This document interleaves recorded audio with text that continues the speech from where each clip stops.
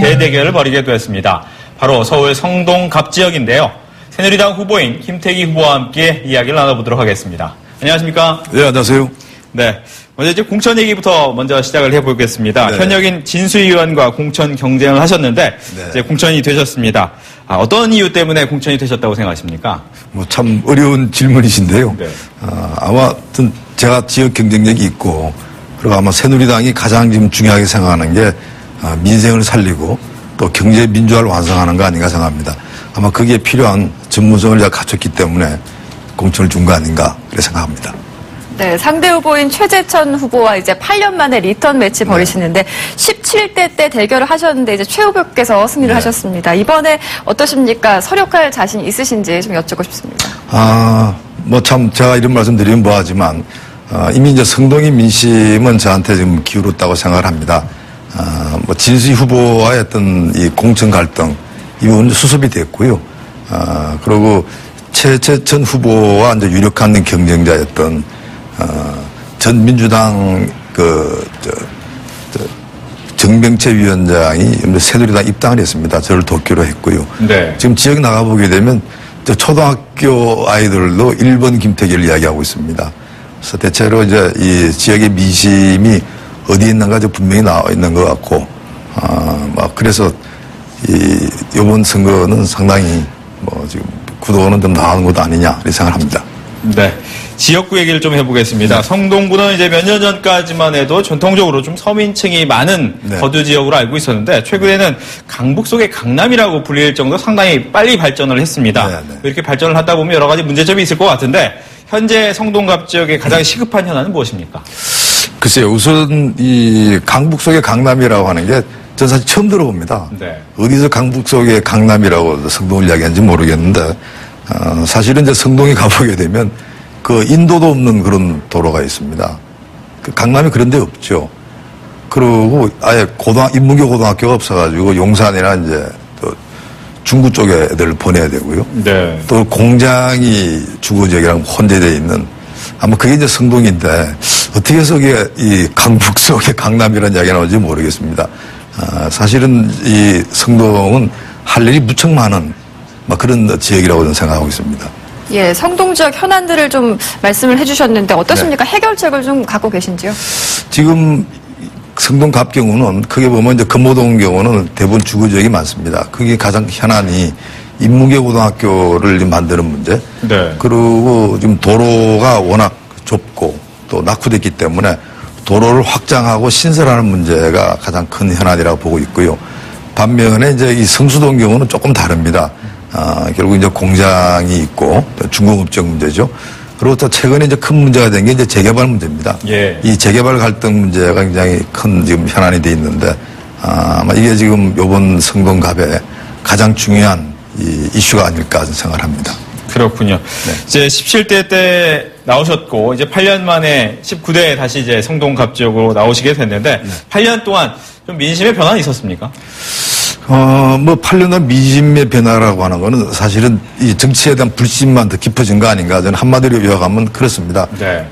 그리고 민생은 점점 더 어려워지고, 새로운 어떤 변화를 요구하는 목소리가 어느 때보다도 크다고 생각합니다.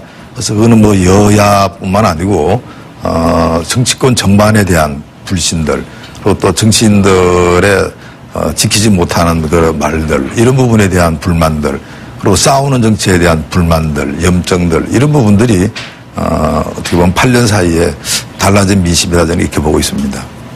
네, 정치권에 대한 불신 말씀하셨는데 네. 지금 민간인 불법 사찰 문제가 참 이슈가 되고 있는데 이걸로 인해 정권 심판론 바람이 불고 있습니다. 특히나 네. 이것이 수도권 지역에 좀 영향을 줄 것이다라는 네. 분석이 있는데 어떠십니까? 성동 지역의 민심은 좀 이것에 영향을 좀 받는지요? 글쎄요, 좀 불가피하게 받을 거라 보는데요. 근데 받는 게 아까 말씀드린 대로 전반적으로 정치에 대한 어떤 염증들을 더 높이는 거라 생각합니다.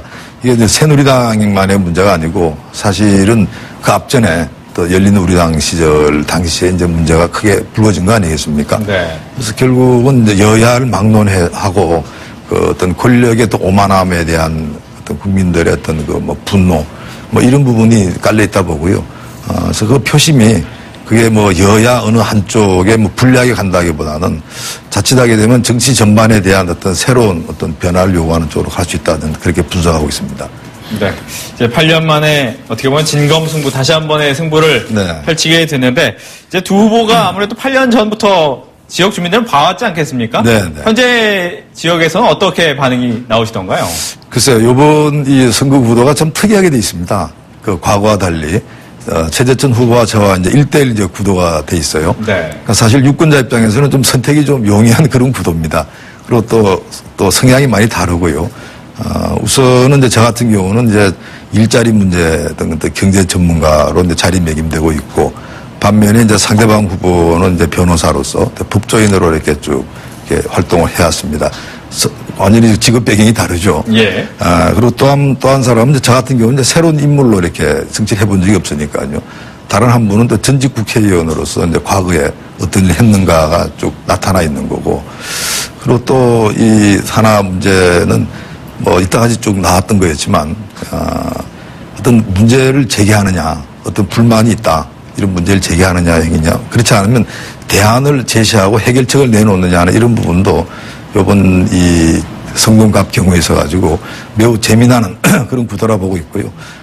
어떤 뭐 저로서는 지금 아까 말씀드린 경제 전문가로서 또 문제 해결에 대한 대안을 내는 이런 입장에서 이제 공약 인문계 고등학교를 만들고 그리고 금호역에서 금남시장에 도로를 확장하고 또 도로를 신설하고 또 재개발 갈등 문제 해결하는 뭐 이런 어떤 공약 중심으로 쭉 가 있기 때문에 한쪽은 지역의 어떤 개발 문제 중심으로 공약이 돼 있고 다른 한쪽은 뭐 전국 단위의 어떤 문제로 이렇게 가 있는 게 큰 차이라 생각합니다. 네. 지난 17대 때 네. 이제 맞대결을 해보셨으니까 아무래도 상대 후보인 최재천 후보에 대해 좀 아실 것 같은데 네. 장단점 어떻게 분석하십니까? 상대방 후보에 대한 장단점 말하는 건 참 조심스럽다 생각합니다. 그리고 네. 참 그건 어떻게 보면 제가 좀 아주 그거는 좀 서로 정치 에티켓이라고 생각하는데요. 뭐 장점만 말씀드리죠.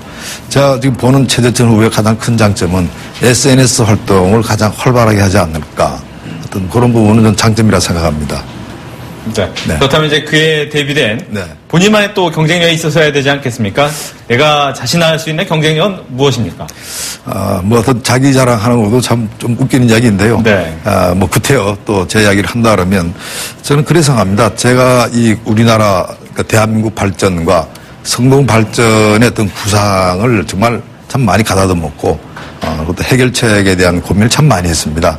그래서 그런 면이 있어가지고는 분명히 전 준비된 후보라고 생각하고 있고 아마 그 성동 경우는 제가 아마 이 골목을 안 누빈 데가 없을 겁니다. 정말 많은 분들 만나고 이야기 듣고 또 해결책에 대한 논의를 했고요. 그리고 아마 제가 또 가장 큰 장점이 이제 추진력입니다. 옛날에도 이제 근로시간, 그 다음에 또 임금 문제, 이런 데 대해서 노사정의 어떤 대합의를 끌어낼 때도 사람들이 깜짝 놀랐습니다. 노사정 대합의가 쉽지 않은데 노사정 대합의를 끌어내는 이제 추진력을 한번 보인 적이 있었는데요. 뭐 지역에서도 대략 평판은 그렇게 나 있습니다.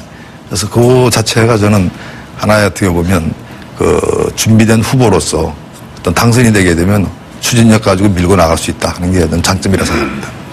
네, 이제 총선 네. 일주일도 채 남지 않았고요. 엿새 정도 네. 남았는데 앞으로 남은 기간 동안에 표심을 어떻게 좀 공략하실지 여쭙고 싶습니다. 경제 전문가신데 혹시 보관이 좀 있으십니까? 예, 이것도 사실 이제 극비사항인데요. 뭐 네. 조금만 공개를 하죠. 뭐. 예. 우선은 전 이래 생각합니다. 정치 불신의 가장 중요한 부분이 싸우지 말라는 겁니다. 일반 분들의 이야기가 제발 싸우지 말라는 거거든요. 그래서 일단 싸우지 말라고 하는 거는 미시은 뭐겠습니까? 선거는 공명정대하게 가야 된다. 공명정대하게. 내가 무엇을 하겠다는 이야기를 해야지 상대방을 헐뜯고 비방하는 거는 하지 않겠다는 게 제 첫 번째 비결이고요. 그 다음 이제 두 번째는 그럼 뭐하러 국회를 하느냐? 결국 그건 이제 정책 선거입니다. 내가 앞으로 되면 무슨 일을 하겠다는 공약을 선명하게 내거는 게 제가 지금 생각하는 선거 전략입니다. 그래서 제 공약은 지금 이제 각 가정에 이제 다 이제 배포가 됐는데 그 내용을 보게 되면 아주 구체적으로 되어 있습니다. 그러니까 예를 들어가지고 인문계 고등학교를 만든다라면 인문계 고등학교의 번지수까지 이렇게 한다든지 그 다음에 도로를 신설한다라면 도로 신설이 어디서부터 시작돼서 어디 끝난다든지 지도로 이렇게 표시를 한다든지 그리고 성수동에 이 비즈니스 센터를 만든다라면 그 비즈니스 센터랑 서울숲이랑 어떻게 연결되는가를 사진으로 이렇게 보이는데 어필할 거라고 생각하고 있고요. 그다음 마지막으로 뭐 선거 이제 한 닷새 놔두고도 계속 그럴 겁니다. 많은 분들 만나고 이야기 듣고 나누고 결국은 마음을 얻는 게 결국 전 선거의 전 전략이고 또 그게 승리할 수 있는 비결이라 생각합니다. 네. 지난달 29일 이제 공식 선거운동 첫날 이제 박근혜 선대위원장인 성동갑을 8년 만에 찾은 걸로 알고 있습니다. 찾아서 이제 지원 연설을 하셨는데 이유가 뭐였을까요? 글쎄요. 아마 뭐 제가 우리 박근혜 위원장님이 뭐 머릿속에 들어간 건 아닌데 지금 그날 그 유세 때 그런 말씀을 하셨어요.